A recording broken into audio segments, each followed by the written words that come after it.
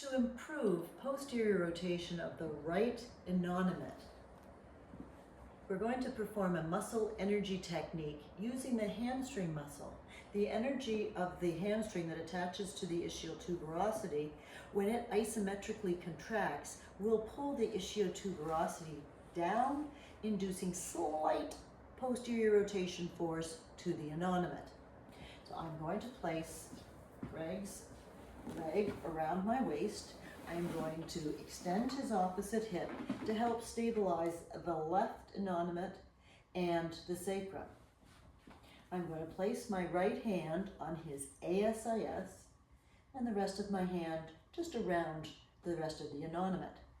I'm going to ask Greg to not let me move his leg. In muscle energy techniques, you, the therapist, create the force, and they are just to match the direction and the amount of force. We want it to be isometric. Don't let me move your thigh towards your chest. Hold 2, 3, 4, 5, and relax. If at that point you'd like to do a little posterior rotation passively, you can. Repeat this technique 3 times, then transfer it to becoming a home exercise. So, Greg, since I'm not at home with you, all right, you're going to have to do this yourself, and you're going to replace me with your hands. So this exact position is going to happen, but on your back.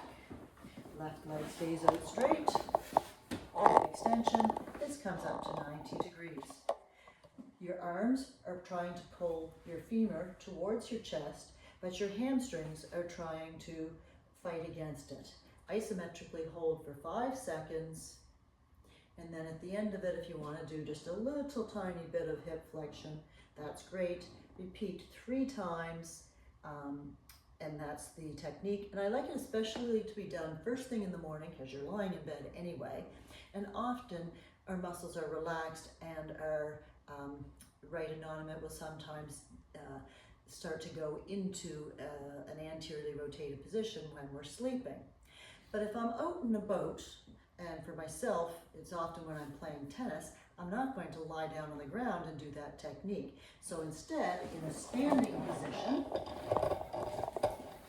you're going to put that right heel forward, which is hip flexion, but make sure you maintain lumbar lordosis, which will keep the sacrum in a nutated position. Now you're going to dig your heel into the ground, not bending forwards, chest stays up, lumbar lordosis, which causes the hamstring muscles to contract, causing that same posterior pull from the ischial tuberosity. The patient will feel nothing. Explain that to them because they're what am I doing? But then when they stop doing it, 3 5-second holds, they go to weight bearer and it's like, oh, that's cool. I can really stand on that leg now and there's no pain. And it's very convenient. That's how you posteriorly rotate the right innominate using a muscle energy technique, passively and actively.